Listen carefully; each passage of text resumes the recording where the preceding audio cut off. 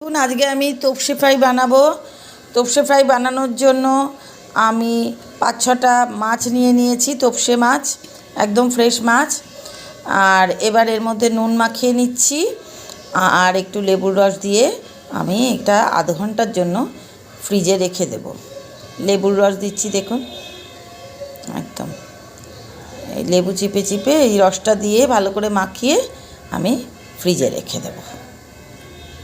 থেকে মাছটা বার করেছি, এই লেবু আর নুন দিয়ে মাখানো মাছটা।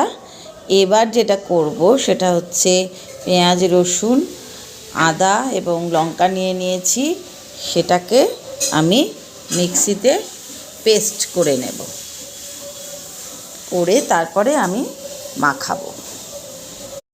মাছের সাথে এই যে মাখানো হচ্ছে, এবার এই মাখিয়ে চাপা দিয়ে আমি আধ ঘন্টা আবার ফ্রিজের মধ্যে রাখবো।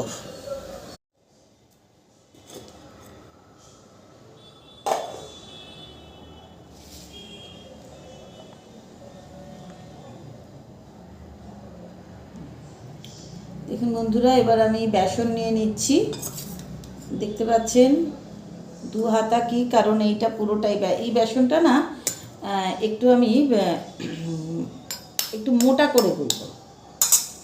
দেখুন, আমি একটা ডিম দিয়ে দিলাম, এটাই গুলে ফেলেছি। এবার এই যে মাছগুলো দেখছেন, এই মাছগুলোকে আমি এই মশলা থেকে আলাদা করে দিয়েছি, দিয়ে এই মশলাটা আমি এর মধ্যে দিয়ে দিলাম।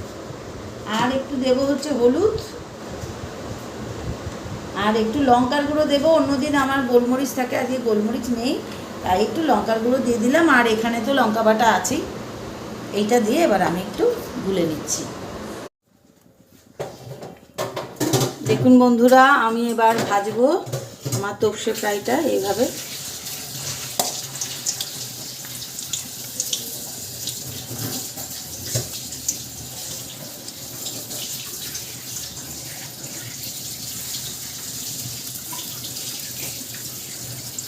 দিয়ে দিলাম, এবার আস্তে আস্তে ভাজা করব।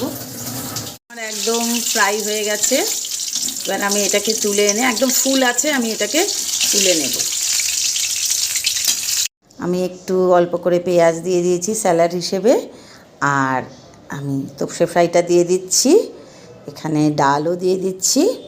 আজকে এটা দিয়েই আমি ভাত খাবো।